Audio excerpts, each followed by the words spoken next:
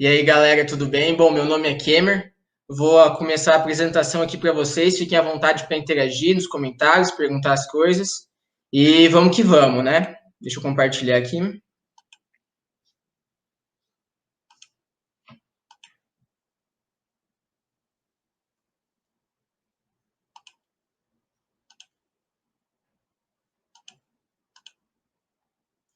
Gente, vocês estão vendo certinho a, a apresentação?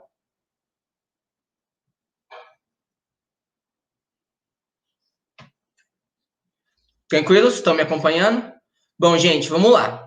Revisão de Química, fico muito feliz em participar de mais esse projeto do Livecast e vão interagindo comigo. Eu quero começar com uma coisa bem básica, o que é Química?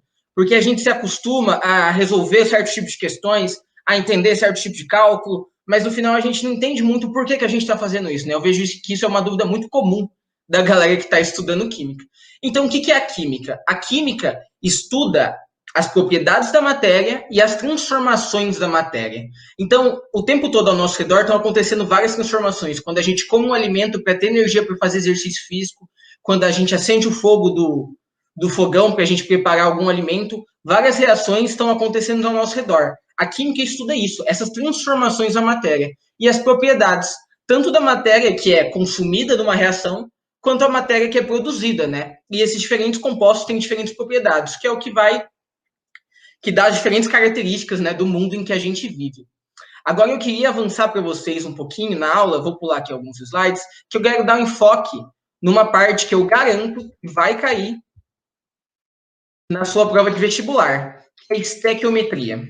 Bom, eu acabei de falar que o estudo da química basicamente é estudo das propriedades da matéria e das transformações da matéria. O que a estequiometria estuda? A estequiometria é o estudo das quantidades, o estudo das proporções. Professor, você acha que vai cair isso no vestibular? Eu garanto para você que vai, porque todos os vestibulares do mundo, de uma forma ou de outra, cobram estequiometria. Porque é muito importante a gente entender que essas transformações químicas acontecem numa determinada quantidade, existe uma proporção para que a reação ocorra, beleza? Então eu trouxe aqui, ó, a gente está vendo aqui uma molécula, né? Vocês estão vendo no meu mouse, uma molécula orgânica. A gente vai falar um pouquinho mais depois sobre ela. E vamos para uma reação de combustão. O que é uma reação de combustão? É a reação, acho que, mais comum dos compostos orgânicos. A gente pode usar eles como combustível para gerar energia. Então, a gente tem o combustível, que no caso está aqui, a fórmula molecular do nosso amiguinho, e ele é o combustível que está reagindo com oxigênio. Vocês lembram o nome do oxigênio nessa reação de combustão? É comburente. Então, combustível mais comburente vai dar uma reação de combustão para a gente. Numa reação de combustão completa, onde o combustível vai ser totalmente queimado, a gente vai ter a produção, os produtos finais vão ser dióxido de carbono, CO2, e monóxido de hidrogênio, que vocês conhecem popularmente como água, certo? O que a gente vai ter que fazer? Primeira coisa na estequiometria é sempre a gente olhar a reação e conseguir balancear ela. Como assim balancear? A gente vai fazer alterações da proporção da reação de forma que a gente tenha a mesma quantidade de átomos dos elementos químicos do lado dos reagentes e a mesma quantidade desses átomos do lado dos produtos, certo? Então, antes aqui da seta, a gente tem os reagentes e os produtos sendo formados. Qual que é a dica nesse tipo de reação? Balancear primeiro o carbono, depois o hidrogênio, depois o oxigênio. Por quê? O carbono, se a gente olhar a reação, ele só está em uma molécula de cada lado da flecha, né? Aqui a gente só tem carbono nos combustíveis e nos produtos só tem carbono no dióxido de carbono. Então fica mais fácil se a gente seguir essa ordem. O que a gente vai ter que pensar? Sempre a gente vai ter que equivaler a quantidade de átomos do lado dos reagentes e a quantidade de átomos do lado dos produtos. Então, aqui ela já está balanceada, mas como que a gente faria esse raciocínio, né? Se eu tenho 12 átomos de carbono do lado dos reagentes, eu preciso ter 12 átomos de carbono do lado dos produtos. Eu estou produzindo, o meu único produto que tem carbono é dióxido de carbono. Então, eu tenho que fazer, e eu tenho um átomo de carbono a cada molécula de dióxido de carbono. Então, para equivaler às 12, o que eu vou fazer? Vou colocar 12 moléculas de dióxido de carbono. Tá aqui, 12. Assim a gente balanceou o carbono, certo? Depois disso, a gente vai balancear o hidrogênio. A gente tem 24 átomos de hidrogênio antes dos reagentes, né? Do lado dos reagentes. E o nosso único produto que tem hidrogênio é a água. Cada molécula de água tem 2 hidrogênios, certo? Então, se eu preciso ter 24 átomos de hidrogênio e cada molécula tem 2 hidrogênios, eu preciso de 12 moléculas. Esse balanceamento que a gente faz, o método que a gente usa chama método das tentativas. Então, como que a gente resolve esse método? A gente vai simplesmente tentar até a gente conseguir achar a proporção. Uma vez que a gente achou a proporção, a gente pode conferir para ver se essa proporção está certa. Beleza? Então, agora a gente tem balanceado o dióxido de carbono, né? E o hidrogênio. Agora a gente vai para o oxigênio. O que acontece? Se a gente tem 12 moléculas de dióxido de carbono e 12 moléculas de água, quantos átomos, né, de oxigênio a gente tem do lado dos produtos? Bom, vai ser 12 vezes 2, já que tem 2 átomos de oxigênio a cada molécula de dióxido de carbono, que vai dar um total de 24 para a gente, mais 12, que vão ser essas das 12 moléculas de água. Cada molécula de água tem um átomo de oxigênio somente, beleza?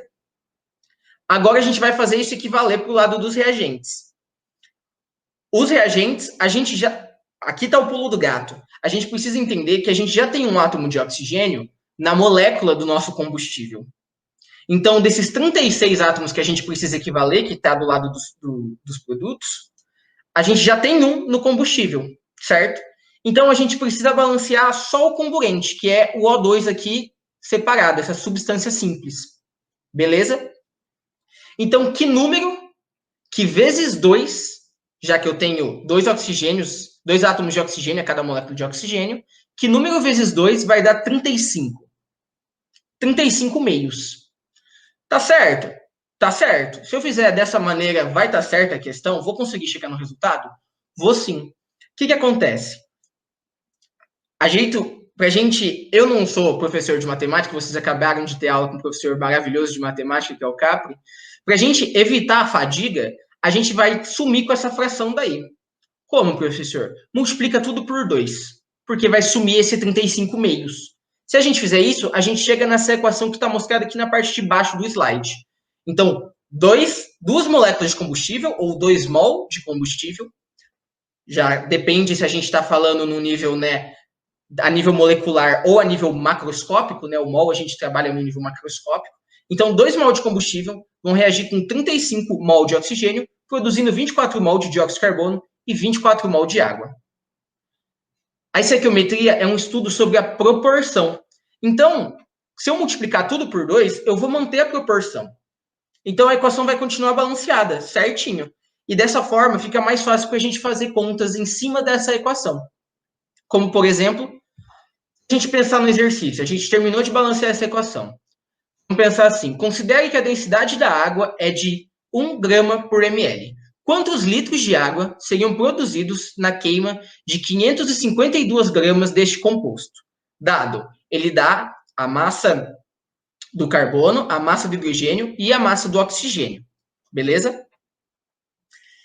Por que ele dá essa massa? A prova da UEL, ela não traz a tabela periódica. Essas informações estão contidas na tabela periódica. A prova da UEL não passa. Só que quando um exercício precisa que você saiba algumas coisas, não precisa decorar. Ele vai fornecer esses dados. Tranquilos? Então, o que o exercício está propondo para a gente? Ele está queimando um tanto do combustível e ele quer saber quanto de água eu vou produzir. Essa é a pergunta, certo? E para isso, a gente tem que construir uma linha de raciocínio. A primeira coisa que a gente vai fazer é calcular a massa molar do meu combustível, certo? Que está aqui descrito para vocês. Esses slides depois eu vou disponibilizar, tá, gente? Se vocês quiserem dar uma revisada antes da prova. Então, eu tenho 12 átomos de carbono na molécula, certo? E cada carbono tem massa de 12 unidades de massa atômica. Então, esse valor multiplicado vai dar meu total de massa de carbono, mais a massa do hidrogênio. 24 átomos de hidrogênio, a massa de cada átomo de hidrogênio é 1, mais um átomo de oxigênio, a massa do oxigênio é 16, eu vou chegar no total de 184 U. O que significa esse U? Unidades de massa atômica.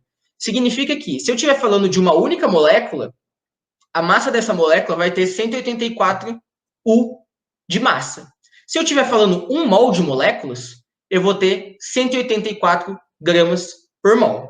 Tranquilo, gente? Alguma dúvida? Não? Vamos embora. Sabendo dessa massa molar, então, como que a gente faz para chegar até a resposta? Aqui está o grande trunfo da estequiometria, que é o assunto mais cobrado nos vestibulares. Tanto em provas objetivas, né, que é o caso que a gente está focando agora, mas também em provas abertas, né, discursivas. Estequiometria é o principal caso. E o principal pulo do gato, né, a coisa que a gente tem que entender é como chegar nessa resposta. E o vestibular da UEL, principalmente, valoriza muito isso, né? A interpretação química. Não é a dificuldade do cálculo que torna a questão difícil. É que a gente tem que construir a linha de raciocínio dentro, né, da lógica química para chegar nessa resposta. Qual que vai ser o caminho dessa questão que a gente está resolvendo? A gente já calculou a massa molar do nosso combustível. Agora a gente vai ter que fazer uma série de conversões até chegar na resposta final que a gente quer. Então, a gente vai ter que transformar massa do combustível, que é a informação que ele me dá, né, no enunciado. A gente tem que prestar muita atenção nisso, né? Ele me deu uma coisa no enunciado, então eu vou ter que partir dela, certo? Ele me dá a massa do combustível. Eu vou ter que transformar a massa do combustível em mol de combustível. Professor, como eu vou fazer isso? Pela massa molar, que a gente acabou de calcular. Tranquilos? Então, eu vou transformar a massa do combustível em mol de combustível. Depois, eu vou transformar mol de combustível em mol de água. Como que eu vou fazer isso, professor? Pelo balanceamento que a gente já fez dessa reação de combustão, certo? Depois eu vou transformar mol de água em massa de água, através da massa molar da água, e depois em volume de água, certo? Então vamos olhar essa questão agora. Está aqui a resolução dela. A gente vai ter que fazer essa série de conversões. Vamos passo a passo para a gente ver qual que a gente vai fazer primeiro, né? Aqui está jogado os números, mas vamos passo a passo. Bom, o que a gente descobriu no slide anterior, que a gente já fez a conta? A massa molar do combustível. Então, eu sei que 1 mol do meu combustível tem 184 gramas. Vocês estão vendo aí na parte superior esquerda do slide, certo? 552 gramas. Tem quantos mols? Equivale a quantos mols? Que é a informação que o exercício me dá. Aí eu vou resolver essa regra de 3. Regra de 3, tem muita gente que fala que química é só regra de 3, né? Não, não é. Fico irritado quando falo isso. Mas, nessa parte de cálculo estequiométrico, basicamente a regra de 3 vai dar todas as nossas respostas. Então, o que a gente precisa saber? Interpretar quimicamente o exercício e depois resolver as regras de 3. Então, se 1 mol de combustível tem 184 gramas, 552 gramas vão ser X mol de combustível.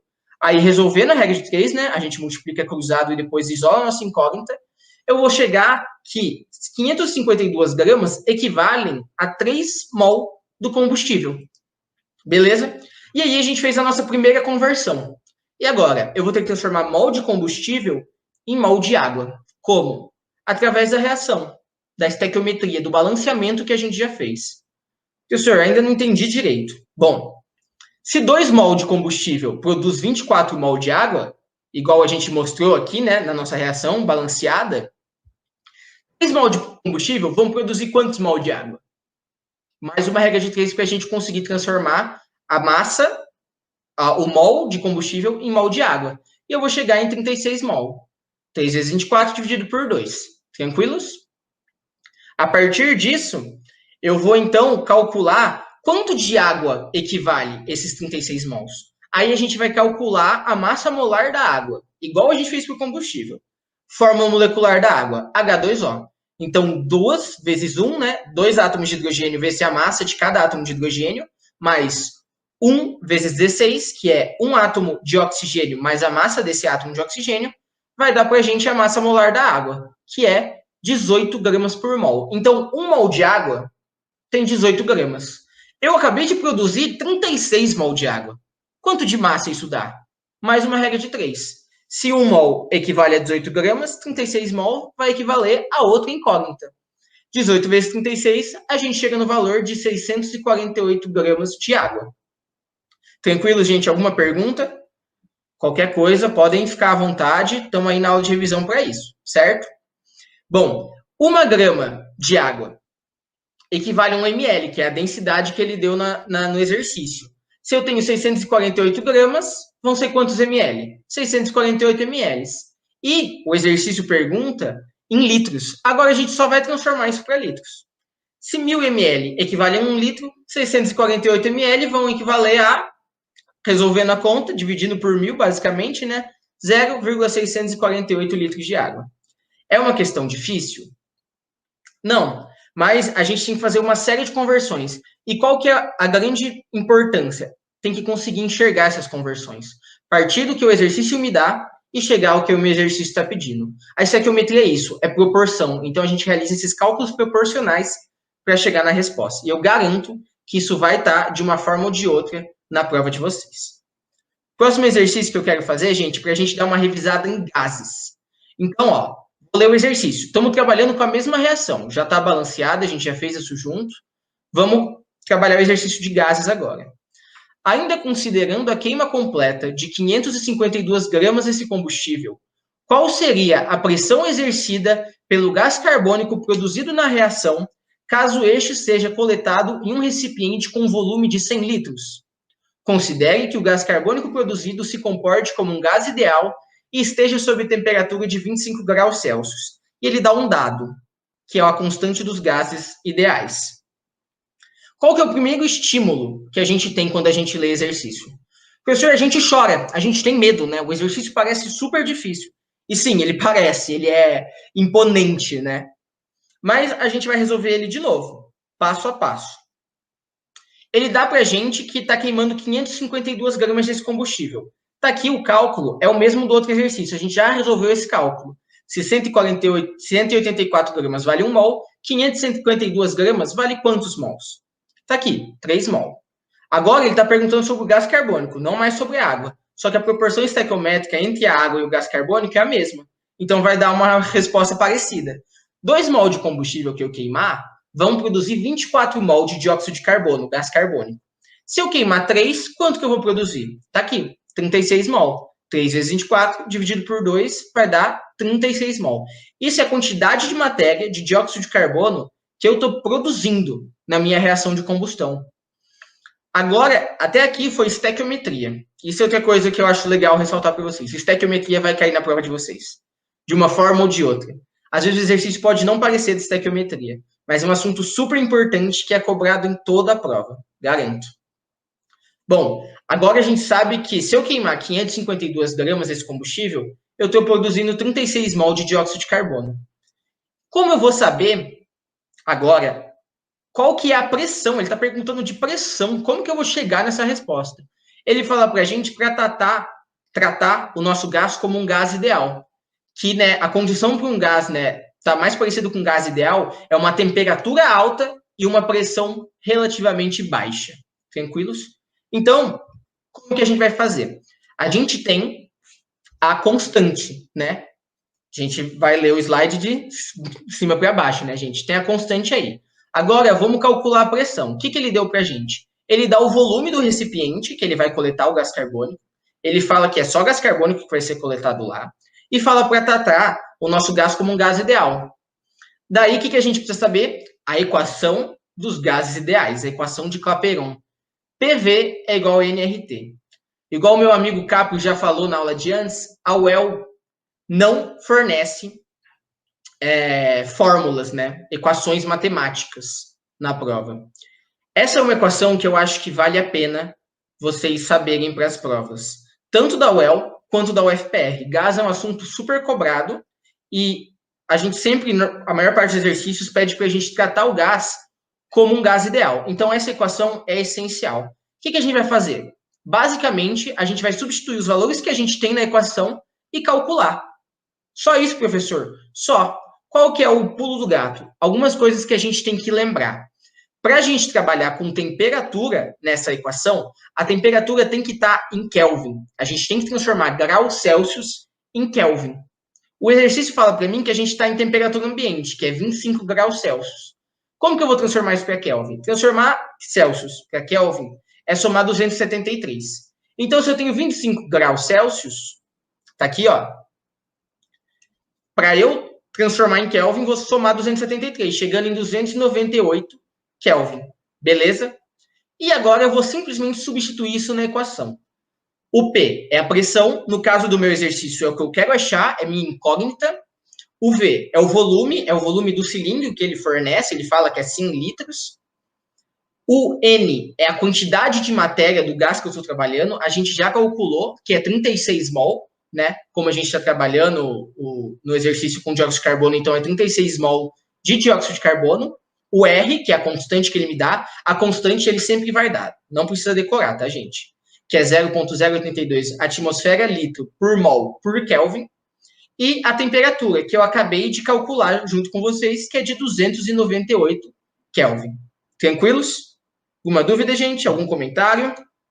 Deixa eu ver aqui o comentário. A UEL tem muita questão de química orgânica. Química orgânica é um assunto que é meio cobrado na UEL, principalmente a parte de interpretação da estrutura.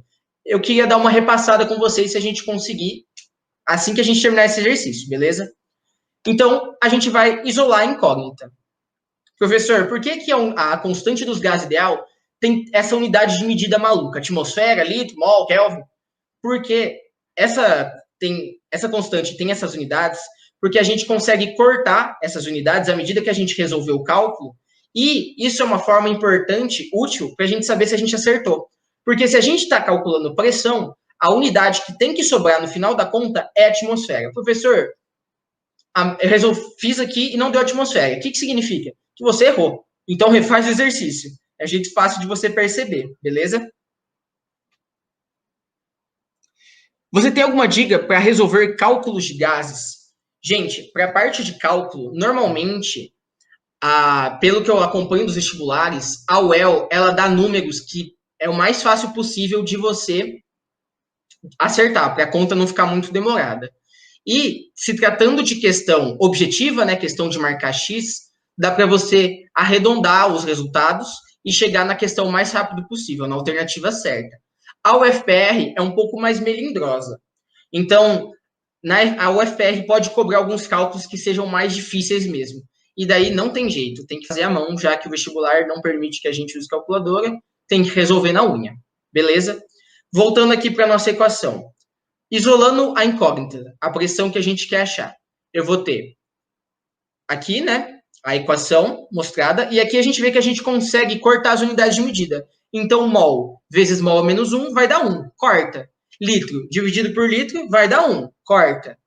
Kelvin a menos 1 vezes Kelvin vai dar 1, corta. A única unidade de medida que sobra é a atmosfera, mostrando que a gente fez o jogo certo com os números que a gente tem na equação, né? Tanto os números que a gente calculou, quanto os números que o próprio exercício forneceu, certo? E daí, resolvendo a conta, a gente vai chegar em 8,8 atmosferas. Qual que é a questão? Como vocês vão fazer uma prova objetiva, você vai calcular, você vai resolver a questão de divisão até achar o 8. Você já olha as alternativas que você tem. Você já vai conseguir eliminar pelo menos umas 3 alternativas. Aí você vê, dependendo, você vai precisar calcular uma casa decimal para saber qual que é a certa. Dependendo, só calculando esse 8, você já marca a alternativa certa e já vai para a próxima questão para ganhar tempo. Beleza, gente? Bom, esses são os dois tópicos que eu mais queria abordar com vocês, que é estequiometria e gases, que são muito cobrados em vestibular. Estequiometria, certeza que vai cair na sua prova. Gases, provavelmente, certo? E agora eu queria falar de mais alguns assuntos, que é, quem me perguntou, eu não lembro mais o nome, da química orgânica. O Vinícius Gabriel. Vamos dar uma olhada na química orgânica. Bom, vamos trabalhar com a mesma molécula que a gente trabalhou em todas essas duas questões que a gente resolveu, de estequiometria e de gases, a gente trabalhou com a mesma molécula. Então, agora vamos dar uma revisão de química orgânica. É uma boa trabalhar aproximando cálculos? Gente, você só vai aproximar o resultado final. Dependendo da conta, você vai ter que trabalhar na unha todas as casas decimal que você precisar. O resultado final você pode aproximar, que você vai conseguir. Mas se você começar a aproximar números muito antes, você pode sair do resultado. E não é nem porque você está fazendo errado. É porque a aproximação levou para um outro caminho, entendeu? Bom, química orgânica. Eu trouxe aqui alguns tópicos. Está aqui a representação em linhas do composto que a gente trabalhou nessas duas questões e algumas coisinhas para a gente revisar. Bom, qual que é a fórmula molecular do composto? Pergunta básica. Essa é a representação em linhas. O que a gente vai fazer? Contar em cada vértice, né? E em cada ponta eu vou ter um carbono. Se eu contar aqui com vocês, eu vou ter 1, 2, 3, 4, 5, 6, 7, 8, 9, 10, 11, 12. 12 carbonos. Hidrogênio. Os hidrogênios estão sempre implícitos, não explícitos. Então, para a gente contar a quantidade de hidrogênios, a gente tem que lembrar do primeiro postulado de Kekulé, da química orgânica, que é o carbono faz sempre 4 ligações. 4 ligações.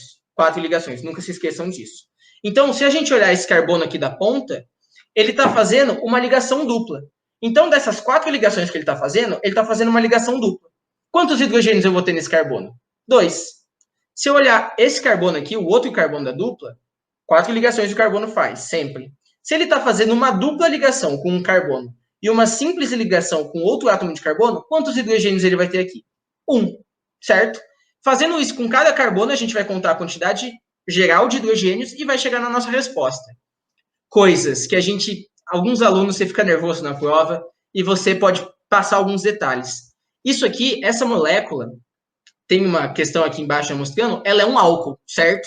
Ela tem uma hidroxila ligada a um carbono saturado. Então, não pode deixar de contar esse hidrogênio, que é da hidroxila, que está explícito, tá?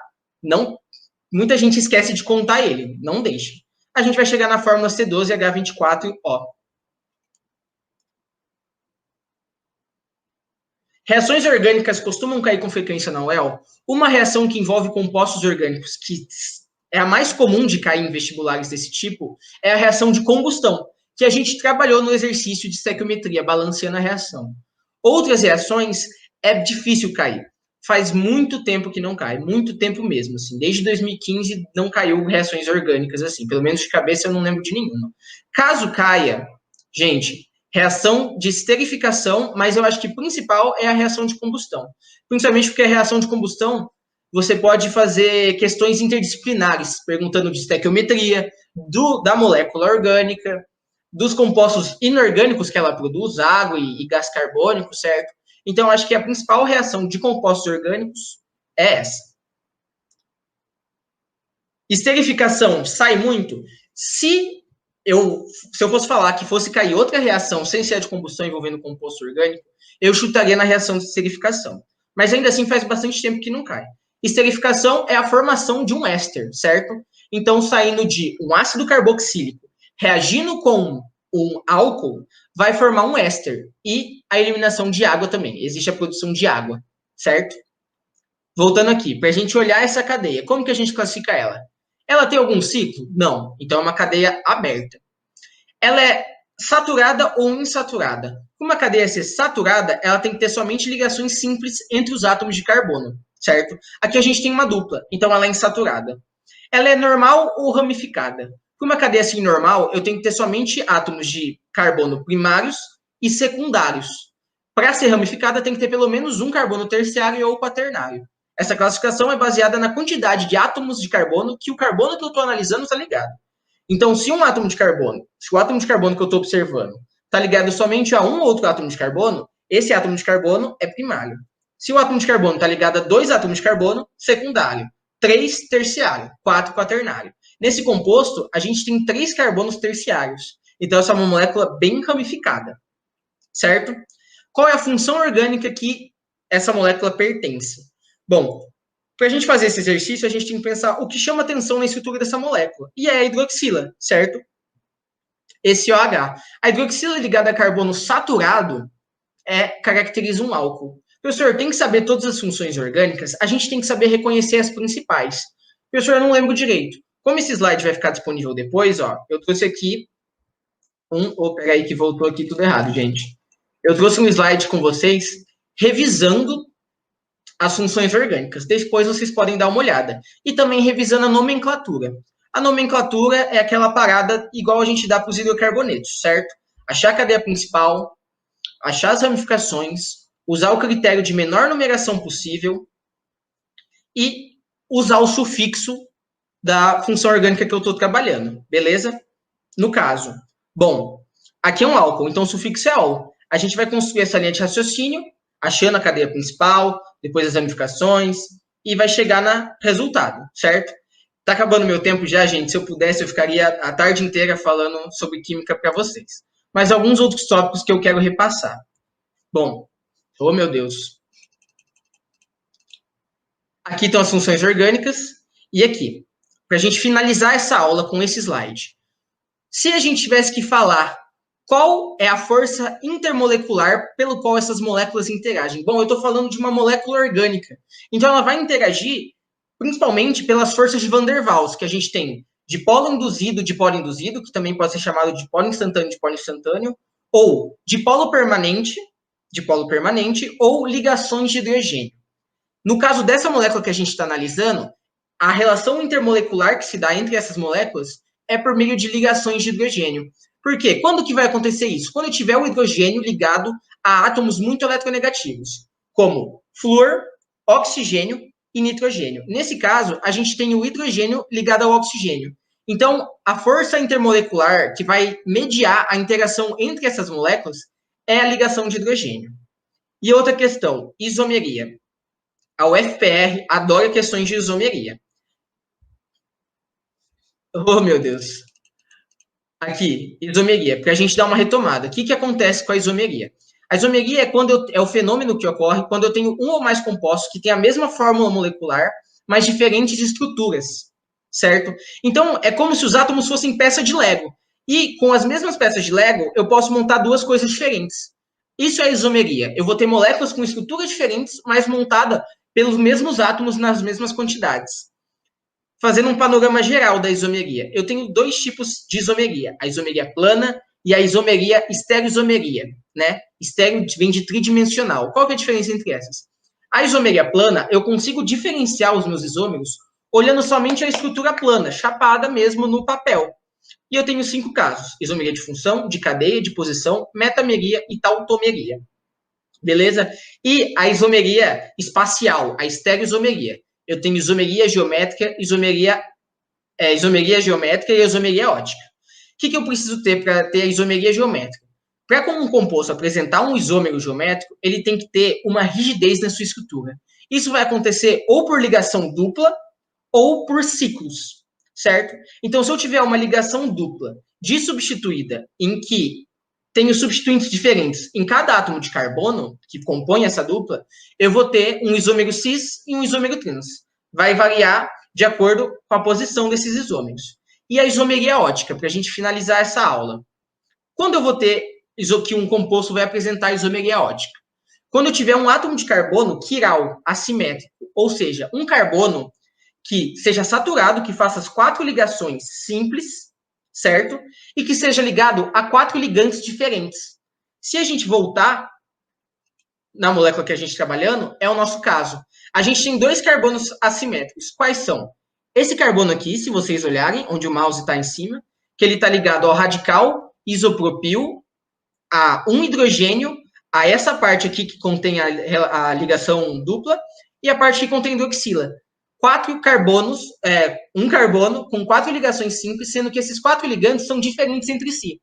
Carbono quiral. O outro carbono quiral que a gente tem é o da hidroxila, que está ligado a esse radical aqui de isopropil, a essa parte grande aqui, ao restante da molécula, a um hidrogênio e a hidroxila, outro carbono quiral. Professor, tem mais algum carbono quiral nessa estrutura? Não. E esse aqui? Ele é quiral? Não, porque ele está ligado a 2 metilas. Essas metilas são iguais entre si. Então, esse carbono não vai ter atividade ótica, não vai fornecer atividade ótica para a minha molécula, certo? De novo, 4 ligações saturadas, né? Ligações simples e 4 ligantes diferentes. Isso que vai caracterizar a isomeria ótica. Gente, queria agradecer a oportunidade aqui de estar participando de mais esse projeto do Livecast.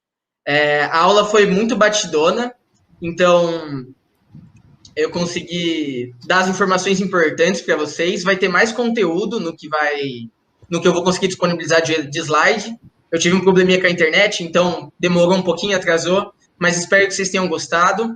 Espero que eu tenha ajudado alguma coisa aí para vocês. E boa sorte, fiquem tranquilos. Vocês merecem, vocês estão estudando, vai dar certo, nunca desistam. Nós, gente. Isso aí, Temer.